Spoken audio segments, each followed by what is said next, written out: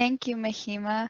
Our next speaker is Sarah Studer, and she's the Assistant Director at the Burke Center of Entrepreneurship at the University of Washington. Today, Sarah will be talking about entrepreneurship concepts and business school and how students can further their own education in the field of entrepreneurship. Thank you so much, Sarah, for volunteering your time to speak to all of us. So I'll hand it off to you now. Hi, everybody. Thank you so much for inviting me.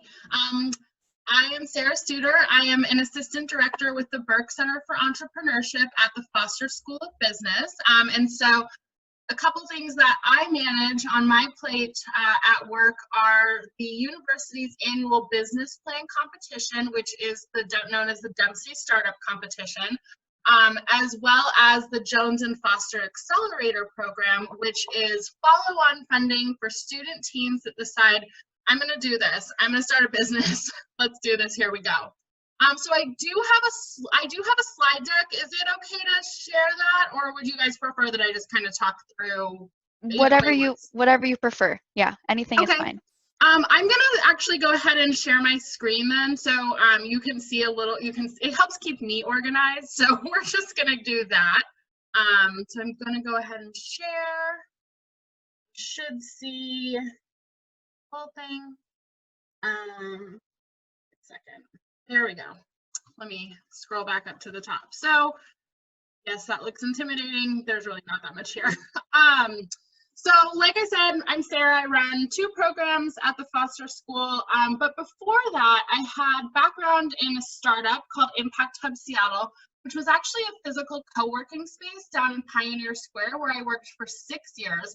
And I held almost every job that you can hold in that company. I was the event manager, I was the business development manager, I was a communications market person, like I did everything. I was the general manager by the time I left and took this new job. Before that, I was an event freelancer, so I worked with all types of different organizations to set up different fundraising events and conferences. And before that, my background was actually in philanthropy. So I got my start with an internship at a small grassroots social change foundation that was raising money and then giving it away to progressive grassroots organizations around the region. So if I had to give you some career advice, which isn't quite what you asked me for, but I'm going to do it anyway, I would really say that I have used every job and opportunity that I've had to build my network, and that has always gotten me my next position. So I chose organizations where I would meet hundreds of people at a time with a small team, but with a membership component. So there were always hundreds and hundreds of people that I could connect with. And that has worked really well for me. If you're able to get in on organizations like that, I would really strongly recommend it, because your network just practically grows by several hundred every time you take a new job. But I also always like to share that kind of my 4 main principles, kind of my civic duty and my guiding light, because I think it is super important to vote. I think it's important to volunteer in your community.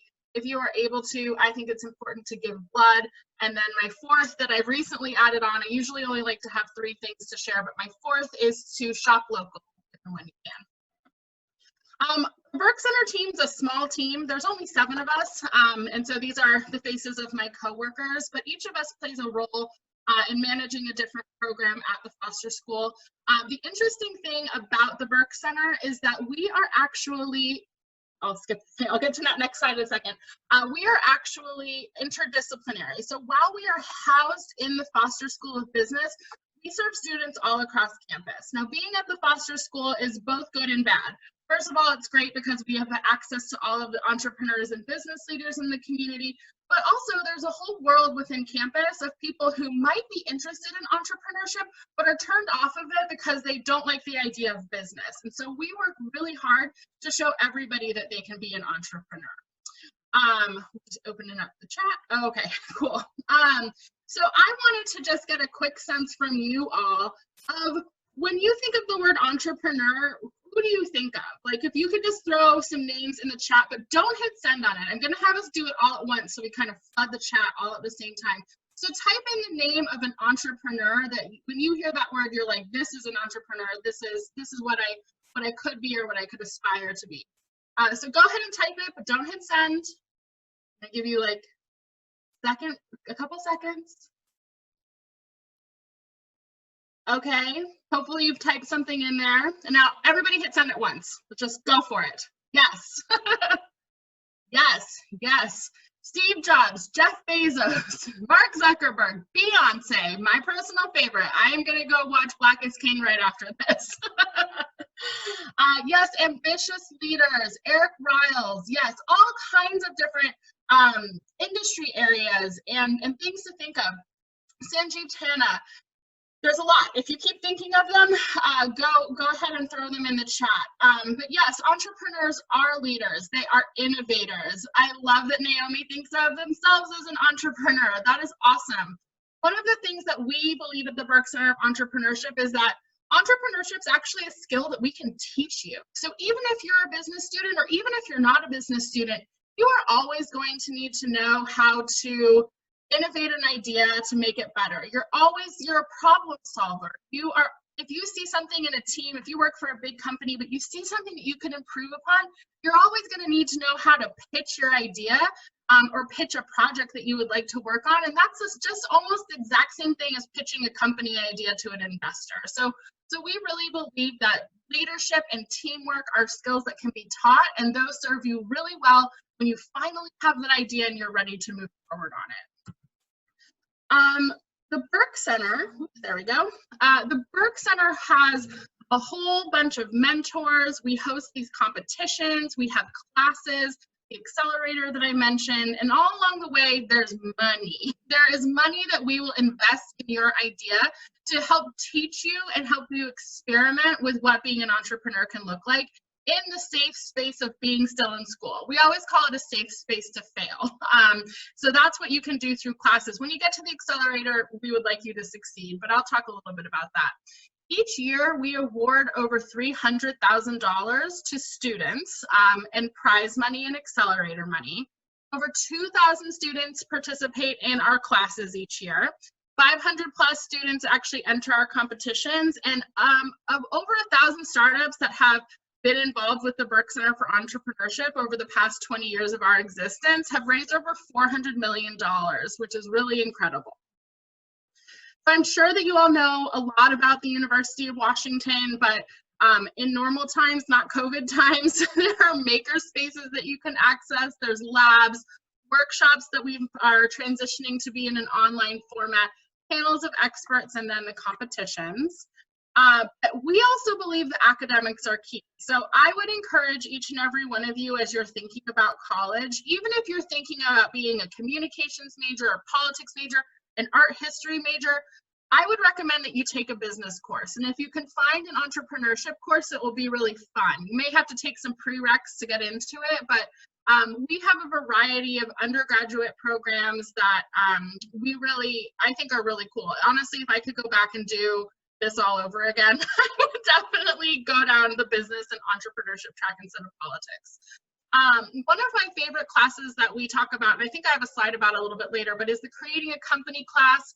We have an entrepreneurship option if you are a business major, but you may have heard, and I'm not sure what your previous sessions were about, but it's pretty competitive to get into the Foster School of Business, which is why we have the entrepreneurship minor.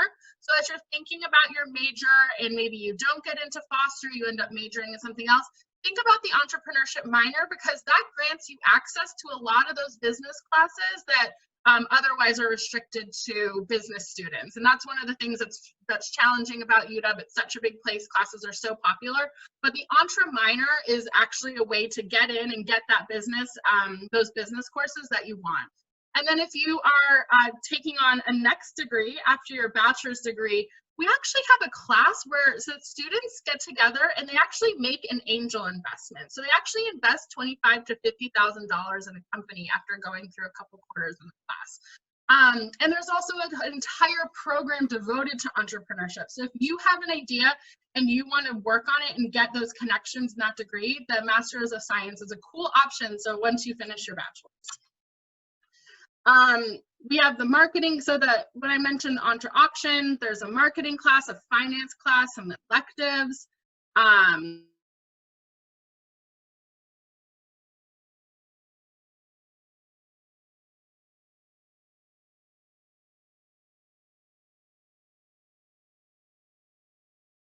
Creating a Company class have since built an entire chocolate company and chocolate factory in the last 4 years. And let's see if this works, because this is fun. Here we go.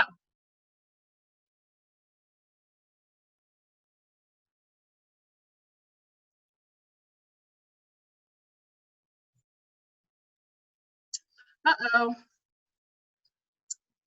Okay, it's possible that you can't hear that, and I'm not going to mess around with my settings. But what that video is all about is two guys who started a company called Joe Chocolates. It is a heavily caffeinated chocolate that's super delicious. They came up with the idea in class, and in the first quarter of our class, you come up with the idea, you form a team, and you start making your product. You start experimenting. You start literally cooking something up in their case.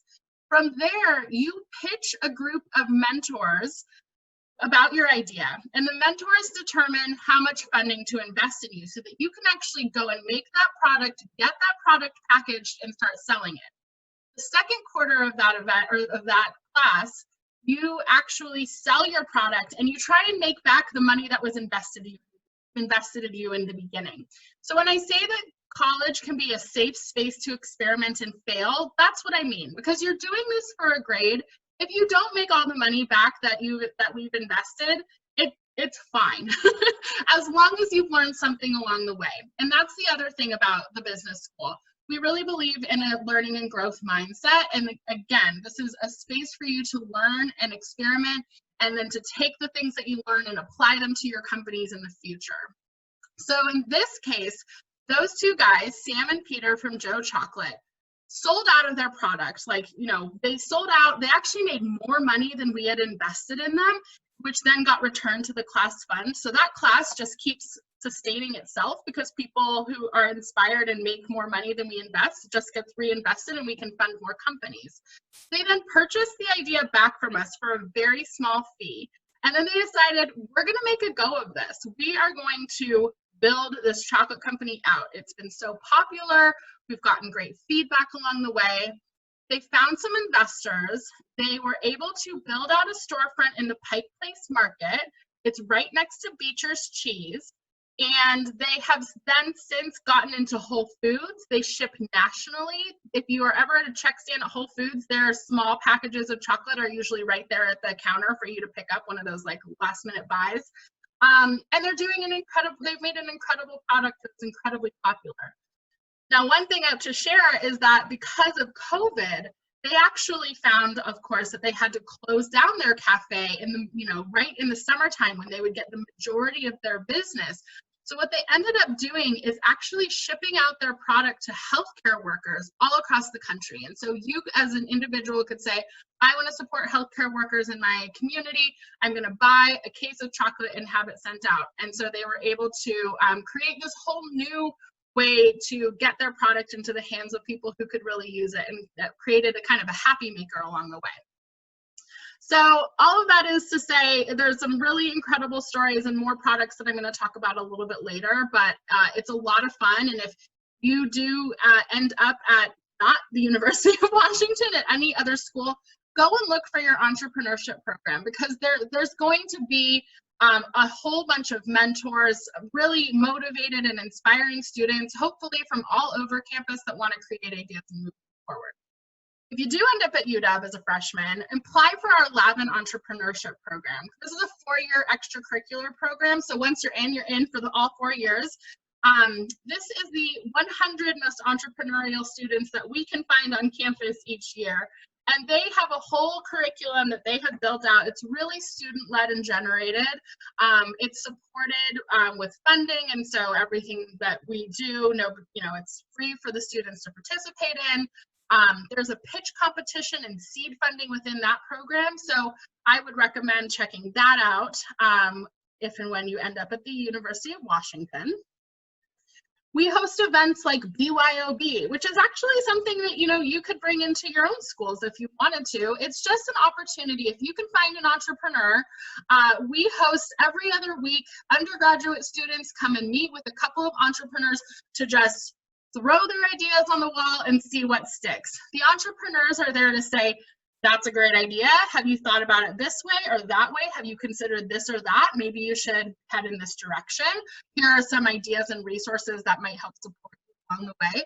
But it's also a really fun way to hear what other people are dreaming up as their entrepreneurial ventures. And there's also a student club that's open to anybody called Startup UW. That's open to all majors. They have exclusive opportunities for their members, and they host a ton of events as well. And so those really complement what we host at the Burke Center for Entrepreneurship. I've mentioned the competitions a couple times. Here are some snapshots from people who participated. If you can see my mouse, chat to you, sorry.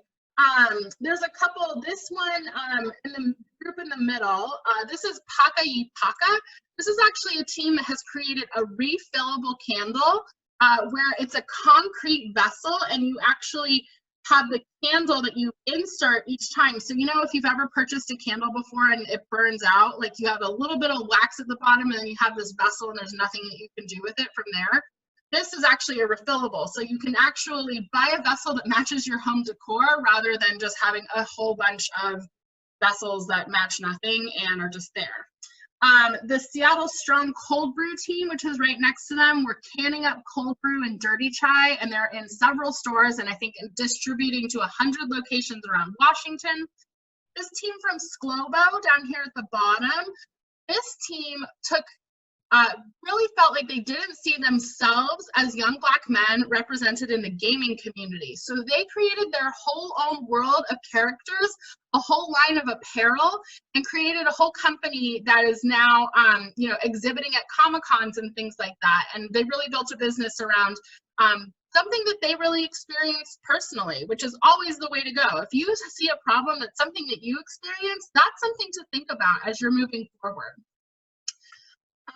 From there, if you enter our competitions, you're gonna need to learn how to pitch. And as I mentioned, learning how to pitch your business is just the same as learning how to pitch a project that you wanna work on at a company that you work at. So we work really hard to train our students on how to deliver a great pitch. Whether it's 1 minute, 10 minutes, 20 minutes, we work with you on how to deliver all of those different formats and how to really tell your story in the most effective way possible. We have hundreds and hundreds of judges that participate in this competition. So I know that the thought of a competition can be a little bit nerve-wracking, like nobody likes to lose, I certainly don't. However, if you think about these competitions as a learning experience, you're gonna get a lot more out of them because hundreds of judges are going to see your business idea and offer you feedback. And the judges are not motivated to steal your idea or anything. They really just want to help students succeed. They want to give you opportunities that they didn't have when they were in college. And that's really how I feel about it. We didn't have any of this stuff when I went to school. And I really wish that we did because it's very motivating and it's really fun. We also award prize money. So I mentioned that we give about $300,000 each year to student teams. Sometimes they come in the form of these large checks, which everybody really enjoys. But this is a motivator. The money that we give to students literally goes to you as a student to do whatever you want with in terms of these competitions. You can pay off your student loans, you could go on vacation, but it really is a reward for you and all of your hard work. There's 3 competitions that we host. We host a Health Innovation Challenge and Environmental Innovation Challenge, and both of those are really about the innovation and less about how it's a business.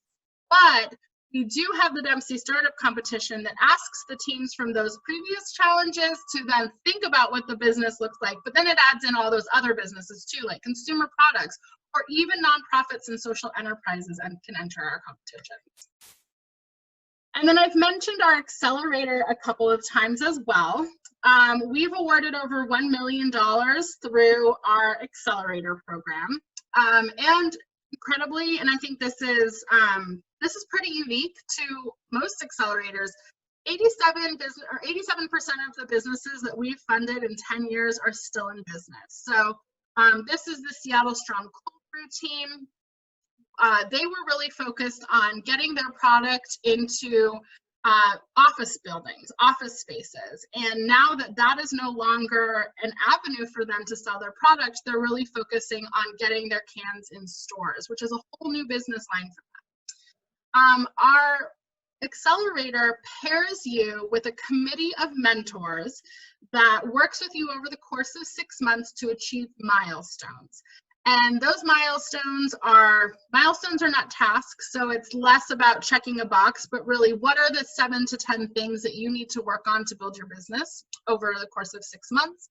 And at the end of those 6 months, if you have been working steadily to achieve your milestones, we will award you up to $25,000. So that's an incredible program and an incredible opportunity. I just kicked off our program this year with our company. Those companies are working on everything from a skincare mask that's made out of the residue from the winemaking process to a smoothie company that is taking rescued produce, dehydrating it, and making it into a powder that you just add water to for a smoothie. Or there's a company that has made a mineral packet that you can put into your water to make the water that you use to brew your coffee like even more, I don't know, tasty, I guess.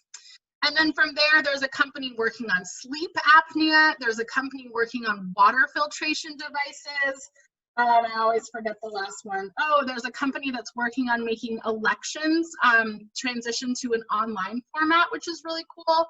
And very timely. So all kinds of ideas can go through these processes and then become something that we support through our accelerator. This is an example of what can happen over the course of 6 months. This is 2 companies with their logos. This is their logo. On the left is their logo at the beginning of their journey, and on the right is the logo at the end of the journey and the logo that you may see now.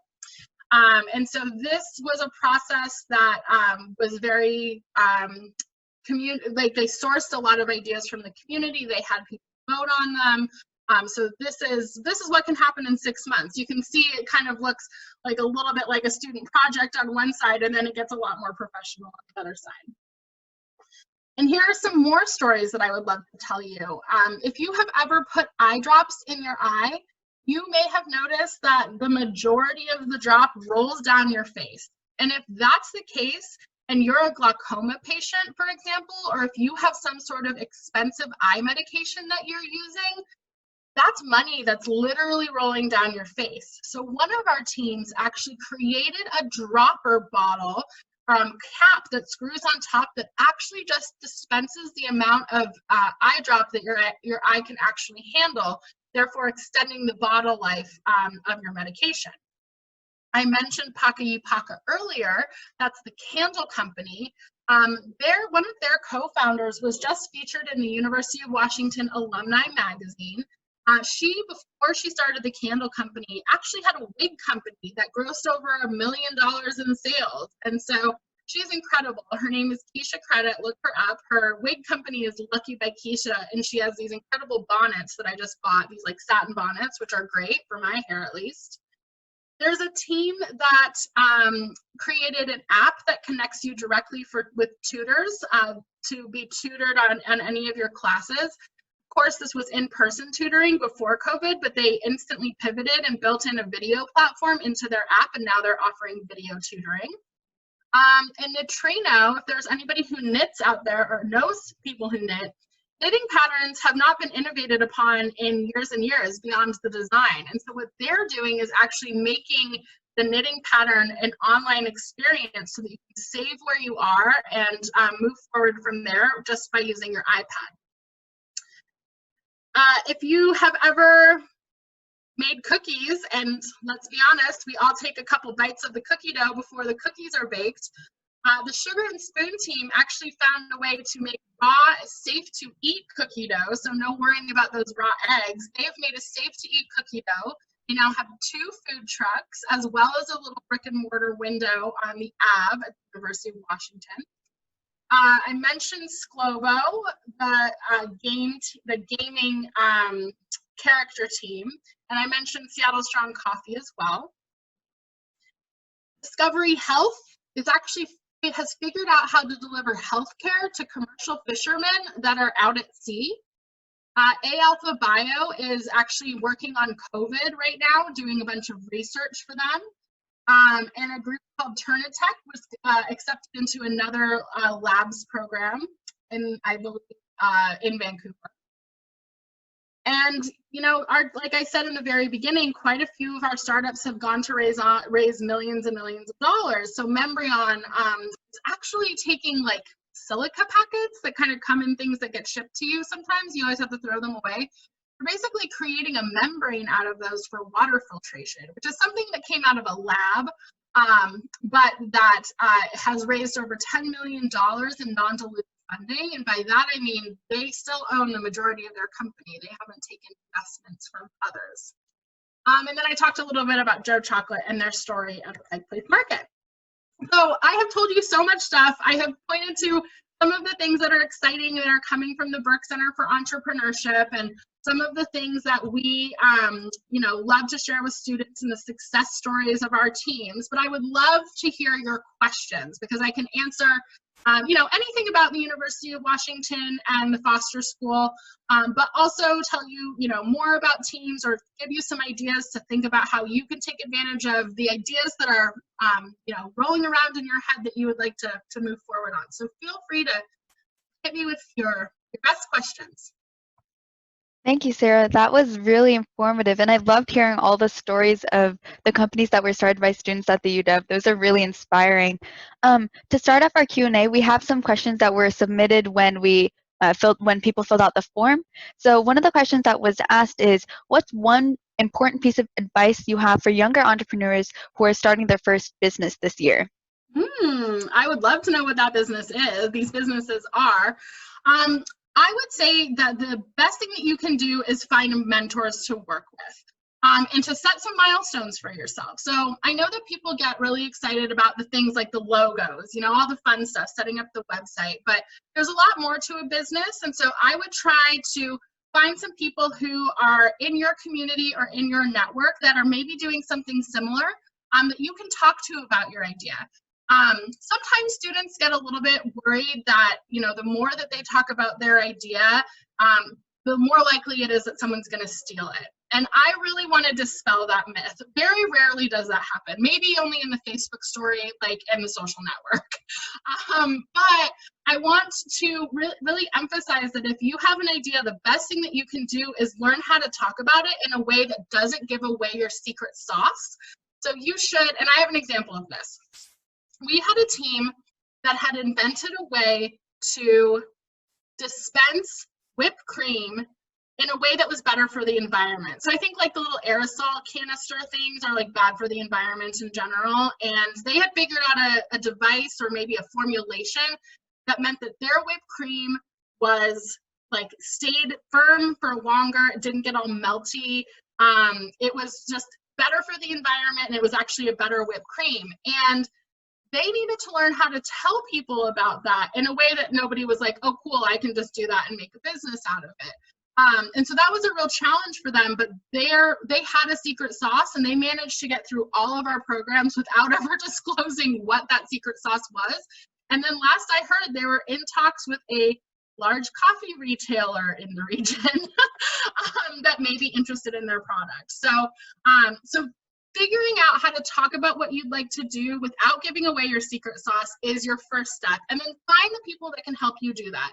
And when I tell you that the mentors and the judges that we have through the Burke Center, all they want to do is help students, that's true. All they want to do is help you define your idea, help you make additional connections to figure out which market it should be in, and connect you to resources. And I think that you'll find that in the high school level as well as college. Nothing is more inspiring to adults than students that want to get something done. Yeah, that's really true. Another question that we had is, what advice do you have for high schoolers that are interested in like entrepreneurship and business? Yeah, that's a great question. I know that some schools have a DECA program. I actually don't know what DECA stands for, but a high school DECA program could be the way to go, because I know that they have competitions and things like that. But I think that the bigger value from finding a business program like that is actually the connections that you make by participating in it. So I kind of started out talking about how building my network has kind of always been a priority for me. And I would really like to emphasize that it's really about who you know sometimes, and maybe not in the college application process, which I see a question coming about that.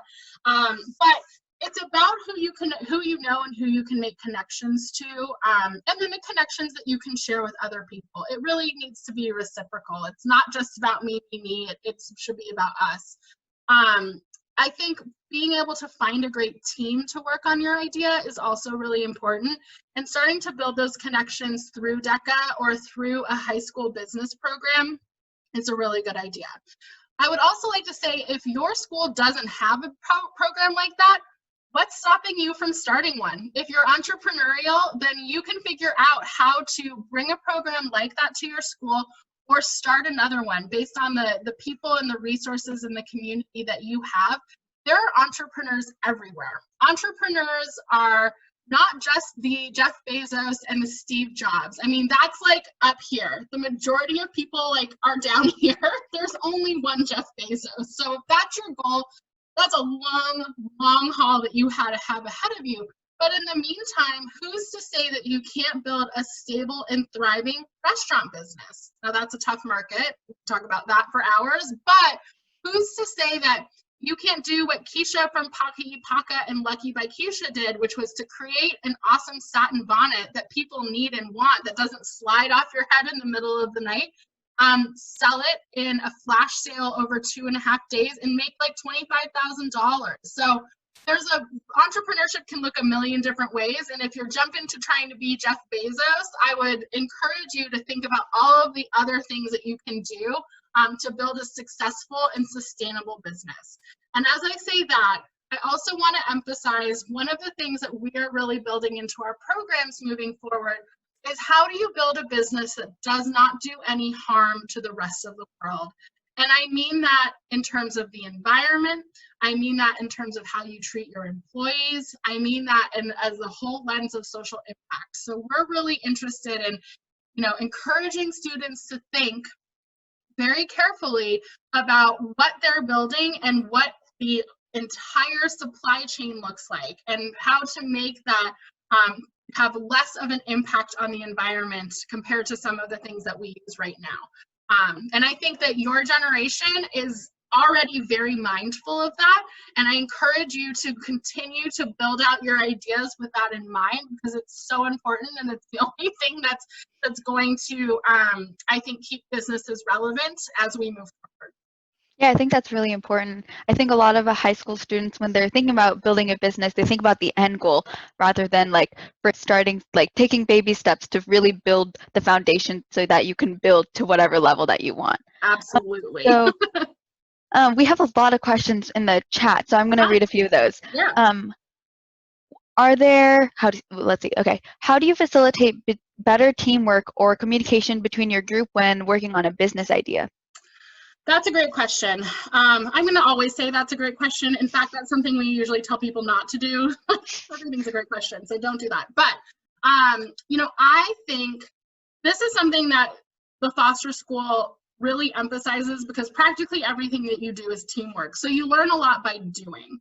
But in my experience, it has been most successful when everybody knows what their job is. So starting from the very beginning and making sure that everybody has a task that they feel comfortable with and that they feel like they can be successful in is really important. Now, I have also just been watching Survivor for the last couple of hours, and every time I watch that show, I'm like, why didn't they get together and designate responsibilities? They would be so much happier and successful if they had an open conversation. But I really do think that that's the way to start. From my own experience, I'm not a numbers person. So I always say things like, oh, I'm going to do the math, but it just means I'm going to type things on my calculator online. So if I were part of the team, knowing that I am not the person to be building a financial plan, I would make sure that we had somebody on our team that was excited to do that. Because otherwise, if it's assigned to me, I'm going to do a bad job because I don't like doing it. I'm not good at it. And it's going to drain my energy. So I really try to focus my work and my team on the things that give us energy and make us excited, rather than just, oh, this has to get done. So you just do it, even though you are self-proclaimed terrible at it. So setting up those expectations from the team very early on is your first step. And then from there, holding one another accountable, having a great project plan, and then having deadlines is the other most important thing that I think a team needs to be able to move forward. And that goes right into accountability and everybody knowing what the job is. So have the conversations at the beginning. If you don't have somebody on your team that can do like that final piece, either find them or work on it all together, kind of knowing that this is a shared group opportunity for you to get something done. Right, collaboration is really important. Another question we have related to college applications is, how do we prepare ourselves to have a major in business or entrepreneurship? That's a great question. Oh boy. One of the things that I find very frustrating about higher education, particularly at large state universities, is how competitive it is. If I could run a system, I think that everybody should be able to major in whatever they want to. If you want to learn about computer science, you should be able to do that. And unfortunately, sometimes you can't because of the systems that are set up. And I don't love that. That might be reason that I don't stick around in higher ed for my entire life. That being said, knowing a lot about business or, having started businesses really isn't the only thing that people are looking for. A well-rounded application, I think, will always take you further and make you a better candidate. So it's not just about, did you start a business by yourself, like in your parents' basement? But how can you show that you are a great team player? How can you show that you lift others up? How can you show that you're a leader? What are all the other things that you've done? For my personal story, I'm like 35, 30, and 36. But I can say that what I did when I was applying to colleges is that I knew that my grades weren't going to get me where I wanted to go. My grades were like, they were fine. But what I did have on my side was that I was super, super active in the community.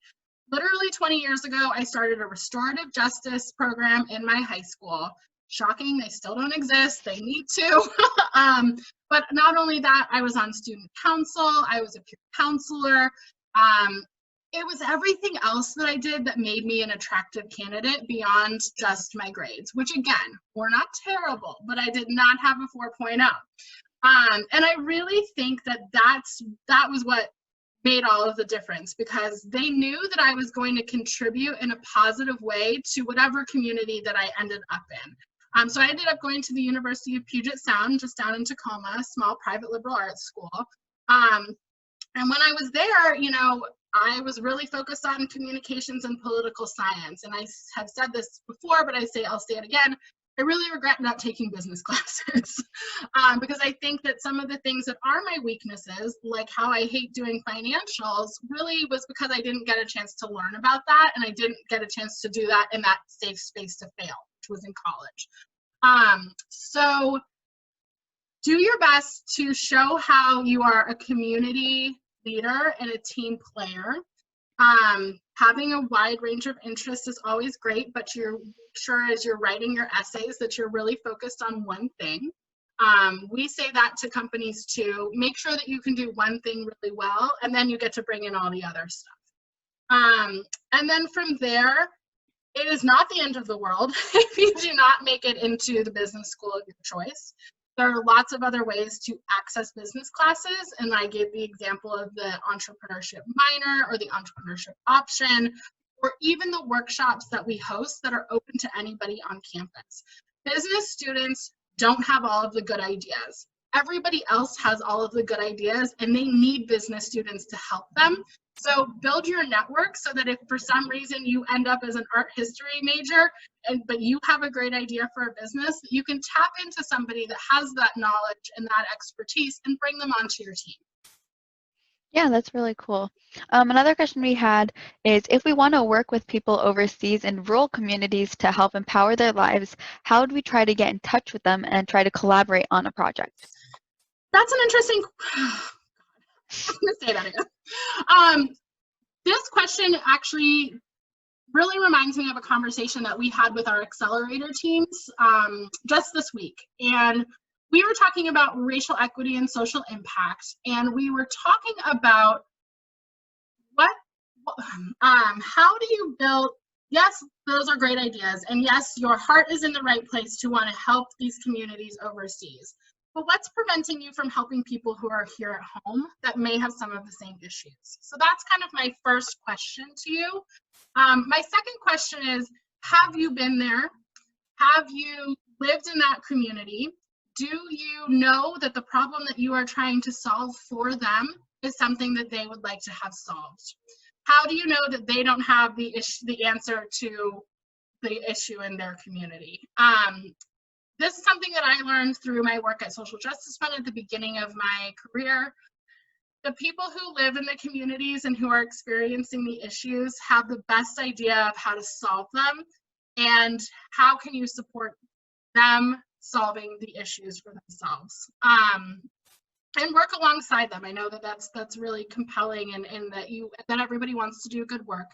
But I would say if you are able to study abroad and be able to live in communities where you would like to work, where you would like to help, go there and figure out how best you can do that and how you can support the local ecosystem to work on these issues, rather than coming up with a grand idea and then kind of being like, oh, I fixed this for you, here you go. You see that a little bit with Tom's Shoes. There's like a bunch of case studies on that. You know, the locals, any community that has been gifted all of the one-to-one shoes, you buy a pair, they give a pair. What happened to the local shoemakers? Are they still in business? Or no, maybe not, because they've been flooded with all these shoes and the community no longer has use for them because they're getting all of these shoes. So I would say if you're going to go that route, be very intentional with your research and make sure that you are working alongside them and really let the communities lead the initiative. Yeah, that's a really cool way to think about it. I think that's an important thing to think about, like taking a step back and really looking at the broader issue. Another There's a lot question. of, oh, sorry, I was just gonna say, there's a lot of the same issues that rural communities face here in the United States, and it would be a Mhm. much shorter trip to get there and to get to them and to kind of work with the systems here. So just something to think about. But I know I'm so, like, I love that you're thinking of these ideas, and there's tons of potential for them. But I would think holistically about what you're trying to solve before you go ahead and just solve it. Right, right. Another question we had is, what are aspects of the process of turning an idea into a business people usually do not give enough significance to? Hmm. Well, let's see. I would say that a lot of people think that they have the idea and they're gung ho, they're dead set on this is the idea and this is how it has to be. It came out of my brain and it's the best way to possibly do things. And they don't give enough credit to the feedback that other people give them. And by feedback, I mean customers, potential customers.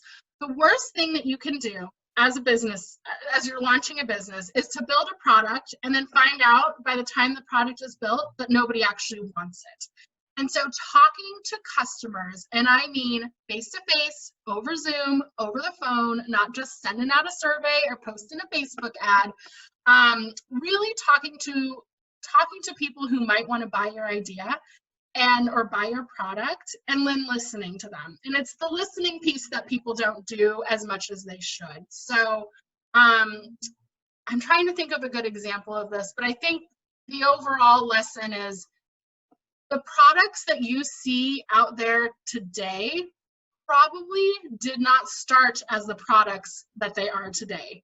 Very rarely has somebody had a great idea from day one that ended up being a great idea at day 100, and that's something that we all use. I would have to like look up some examples, but let's just assume that, well, I mean, we can assume Amazon started at books, but they're barely books now. You know what I mean? Mhm. So that was probably because people were like, well, books and then they listened and they said, oh, okay, we can incorporate that. We can build this, we can build that. So talking to people, again, it's a theme in this, in my whole 45 minutes has been to talk to people. Even though your idea is great, people can help you make it better. Very few people are going to try and steal your idea because building a company is hard work. You need a lot of energy to try and do it and compete. But listening to your customers and doing customer discovery is the number one thing that you can do before you simply launch a business only to find out that nobody wants it. Yeah, that's very true. Customer experience is really important. Mhm. Um, we have another question and it says, how do you find a mentor who'd be willing to help you? Ask, just start asking. Because you're students, you have a golden ticket. And we say this to college students, but it applies to high school students too. You get to say, I am a student at insert your school name, and and I'm trying to learn more about X, Y, and Z because I'm thinking about X, Y, and Z. Playing the student card gets you access to so many things that otherwise you don't have access to. So I, as a 36-year-old, cannot like knock on the door of whomever and be like, I'm trying to start a business. But if I said, I'm a student and I'm working on a project and I'm trying to start a business, they open their doors, they take your calls. And so play your student card as long as you can. Play your high school student card, because honestly, I think that might get even more doors open for you. Try to find people. First of all, I would hope that everybody is thinking about a LinkedIn profile. If you can start that now, it will save you so much time in the future. But starting to build your professional network is important. Using your high school card to knock on the door of somebody that's doing something similar or somebody that's done something similar in the past to learn about them. Have informational interviews. Say, I would just love to hear your story. People love to talk about themselves. So invite them to share a little bit more about who they are, what they did, and how they did it. And then at the end of that, see if it's like if you've had a good time, like if you've enjoyed talking to them. Is this a relationship that you would like to continue? And then from there, once you've kind of set up built the ground level, see if there's a mentor relationship that they would like to pursue from there. But do your research on folks. I think I am very lucky to have stepped into a role where we just have this list of 100 mentors that are trusted because we've worked with them for 10 plus years. But do your research on them also, and always, always, always ask somebody, well, first of all, thank them for their time, and then say, can you think of somebody else that I should talk to?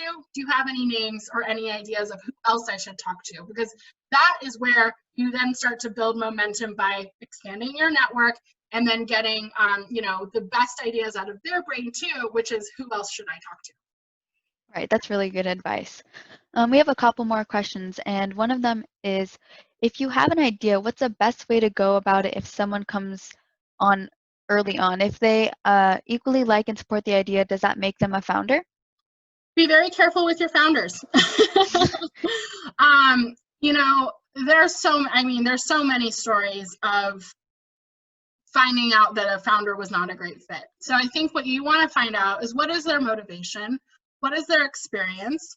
What do they bring to the table that you don't bring to the table? Do they need to be a founder, or could they have a supporting role? Could they be an advisor? Could they be your salesperson or your marketing person? The second that you start to bring on founders is the second that you start to give up control, which is fine.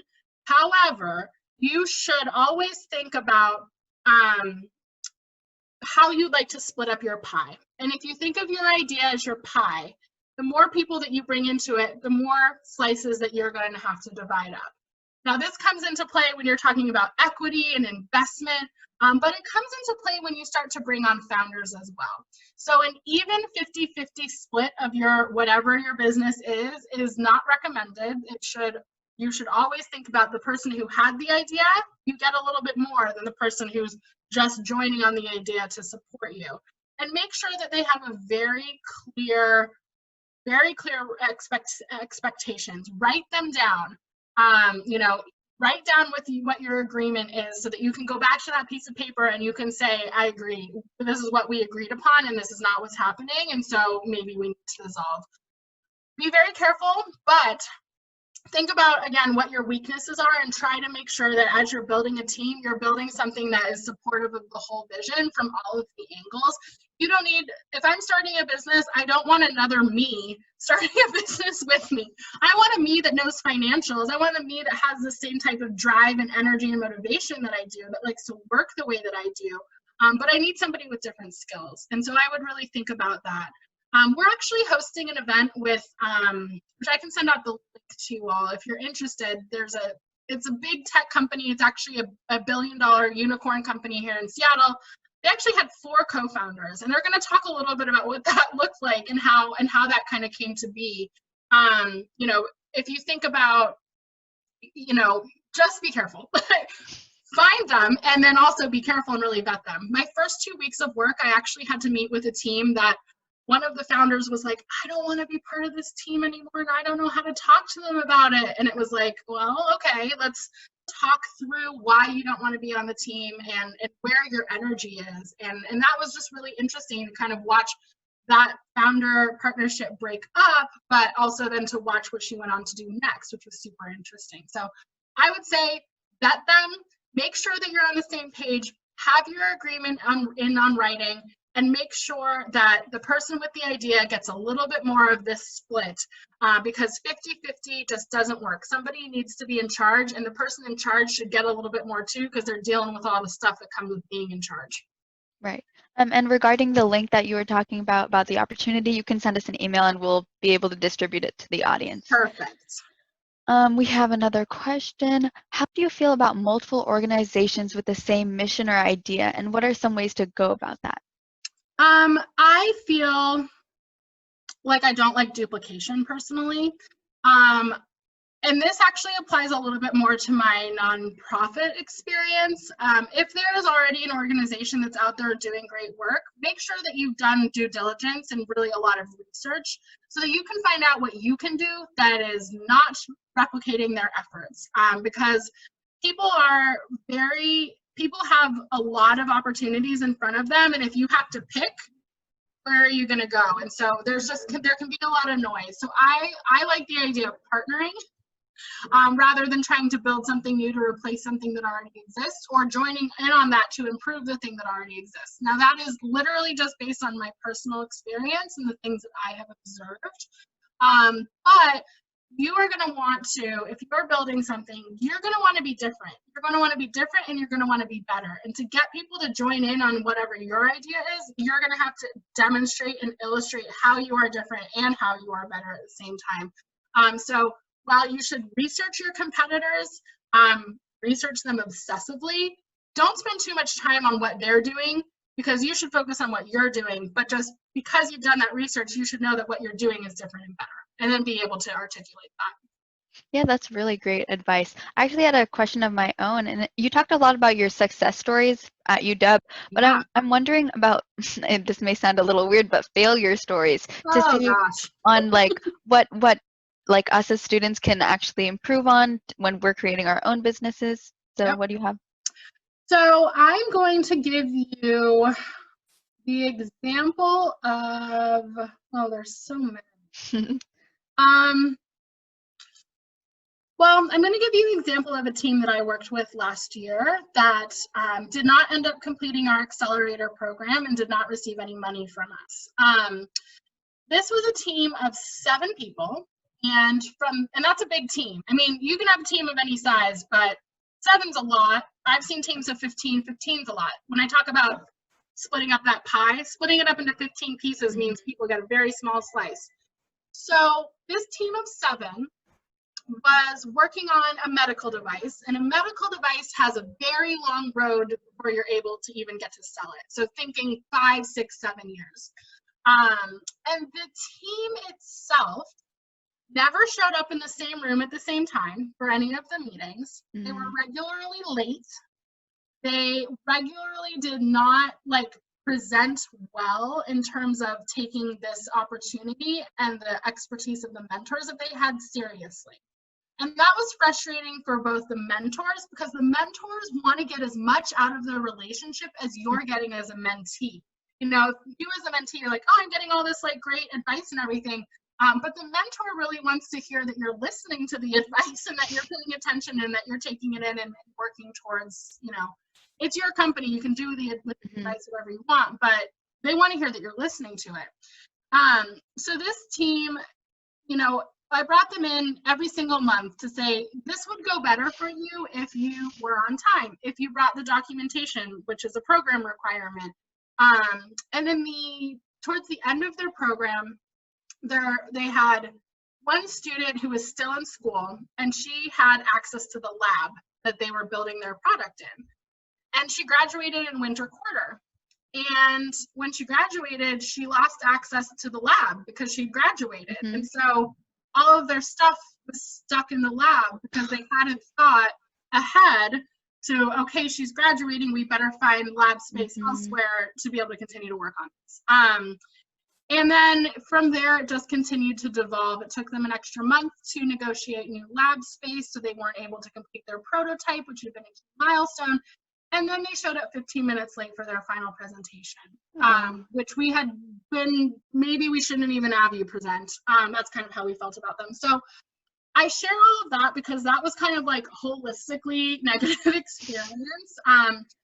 Take this seriously, show up well, show up prepared.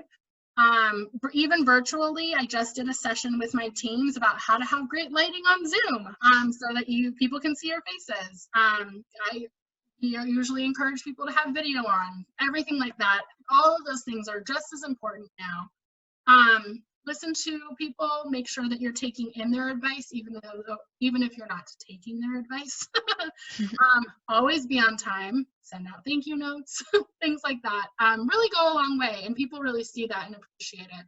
And keep yourself organized. That's huge. Not only did this team have all the problems that I previously listed, but at one point we asked them to bring in just an important piece of documentation to verify, and they pulled it out it was crumpled at the bottom of their backpacks. We've all had that backpack experience where that important document sinks to the bottom and you put everything else on top of it. But this was like a very important document that should have been in a file. And when we kind of saw that that was the level of organization and how they were treating their company, it was really a red flag for us. And the company, I believe, is no longer together.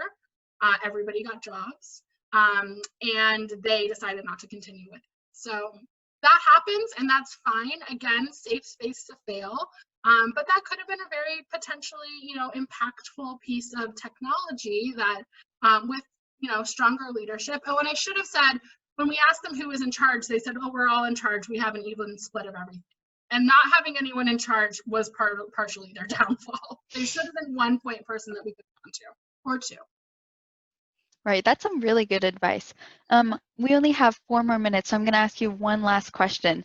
And it is, what clubs, organizations were you a part of in high school to make the connections that you have now? Yes, so if only I could dust off a resume from high school. So I was a peer counselor. I was a student council member and then class secretary. I won a couple of awards because I had started this restorative justice program, which was, something that was probably like the most impactful thing that I did, although I don't think it lasted for more than a year or two after I left. I volunteered in the community. I helped out at food banks. I was part of I grew up in Boulder, Colorado. There were very few people that had brown skin like me. So I was part of a local Black group of young students. Oh my gosh, it was long enough ago that I can't remember. But I will tell you that I did so much stuff in high school that when I went to college, I was like, I'm not going to do anything. I'm just going to enjoy college. It's going to be great. And then within 2 weeks, I was the secretary of my residence hall and had all these other things that I ended up doing. So it didn't last long, my kind of break. And I have given myself breaks over my career all the time. In fact, I left a board of directors that I was on because I wanted to give myself a break. And this is the longest break that I've had. But I think what kind of the theme of all the things that I did was that they weren't about me. They were really about giving back to the school and to other students. And that's something that I've continued kind of throughout my career. It's not about me necessarily, but it's about how can I have the biggest impact on the largest group of people, and that's really been a motivator. Great. That's some really good advice. Thank you so much for taking time out of your day to speak with us. And I think it was really helpful for all the young entrepreneurs listening. So thank you so much for taking your time. You all are so welcome. I'm just putting my LinkedIn in the chat. Thank you. As if you all have it, that's awesome. Add me. I would love to stay connected. And then I also added the Burke Center's website. And then if you want to know, you know, the book that I like live my life by is called Designing Your Life. I don't know if you all have heard of that book, but I'm putting it in the chat because I just think that this book is really helpful in you figuring out what gives you energy and what excites you, and then building a well-designed life to find and be able to do things that you love throughout the whole thing. So thank you all for your time and have a great rest of your weekend. Thank you so much. We truly appreciate you coming.